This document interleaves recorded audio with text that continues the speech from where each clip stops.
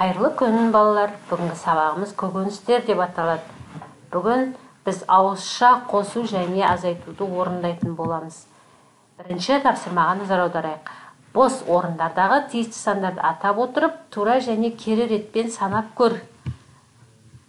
Қалып қойған сандарды өзің атап айтсаң болады. Мысалы 1, 2, 3, 4, 5 өсу ретімен 5, 4, 3, 2, 1 деп кему ретімен осылай 20-ға дейін өсу ретімен кему ретімен санай аласың. Бірнеше рет санап болған соң, екінші тапсырманы орындауға кірісеміз. 11-ге 9-ды қосу керек.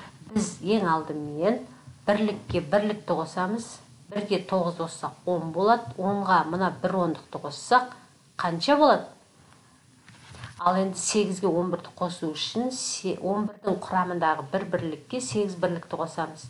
Сонда 8-ге 1-ді қосып 9, ол 9-ға 1 ондықты қосып жіберсек, 19 шығады, дұрыс айтасың. Енді 19-дан 3-ті азайтамыз. Ол үшін бірліктен бірлікті азайтамыз. 9-дан 3-ті 6, 6-ны бірлікке жазып қоямыз. Сосын 1 ондықты қосып жіберсек, 16 шығады. 18-ден 5-ті азайту үшін 8 бірліктен 5 бірлікті азайтамыз. 3 бірлік шықты, оны қызыл бояудың ішіне жазамыз. Ал 1 ондықты сол 3-ке әкеп тіркейміз, сонда 13 деген сан шығады. Тексеріп көр. Енді мынау қызанақтар мен қиярларды пайдаланып санап отырып, мына өрнектердің мәнін табамыз. 6-ға 4 қосамыз. 6 қиярға 4 қызанақты қосып санап көр, қанша болды жаз. 16-ға 4-ті қос.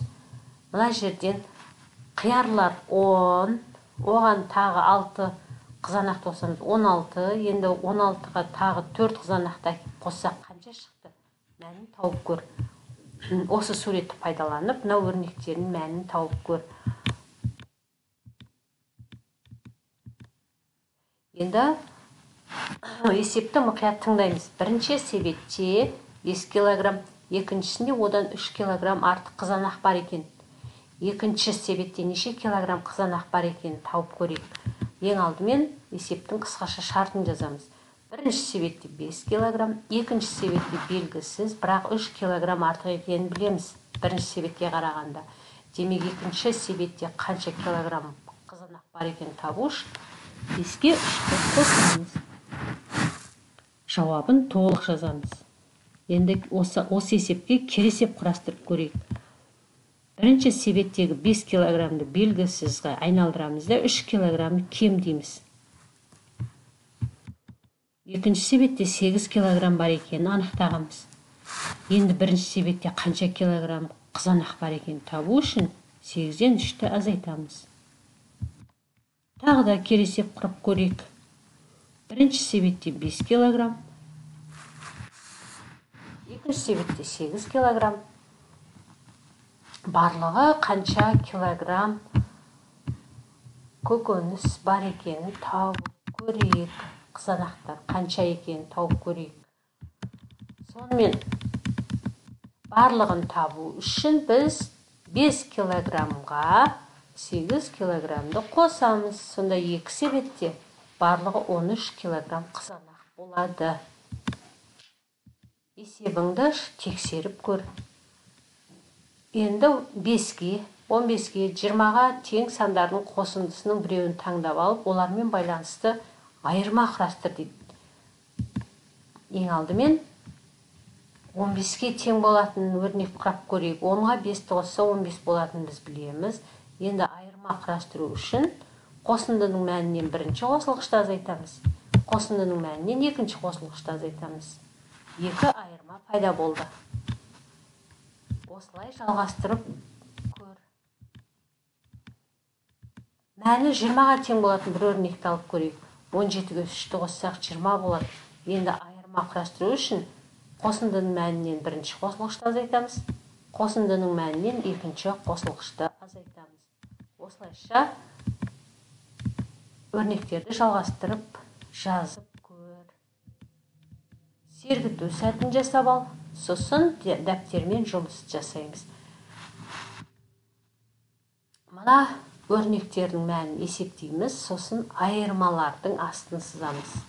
Мен бір айырманың астын сыздым, өрнектің мәнін тауып ал сен қалған айырмалардың астын сызуды білесің. Енді өрнектің мәнін тауып отырып, егер мәні 70 болатын болса, сол өрнекті жасыл түске бояймыз, мәні 17 болатындарын көк түске бояймыз.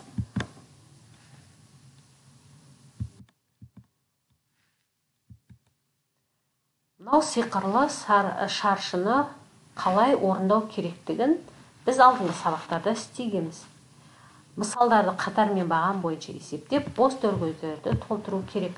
Мысал үшін 40-қа қандай санды қоссақ 90 шығады. Сен сол санды білесің. Ал 40-қа 30 қоссаң неше шығады? Оның мәнін мына торкөзге жазамыз. Енді мына жерде біз 30-дан қай санды азайтсақ 10 болады.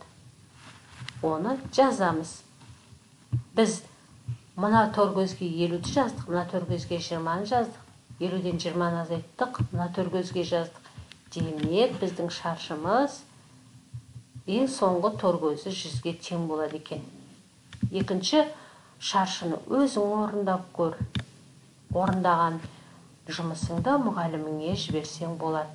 Біз бүгінгі сабақта ауызша қосу мен азайту амалдарын орындадық.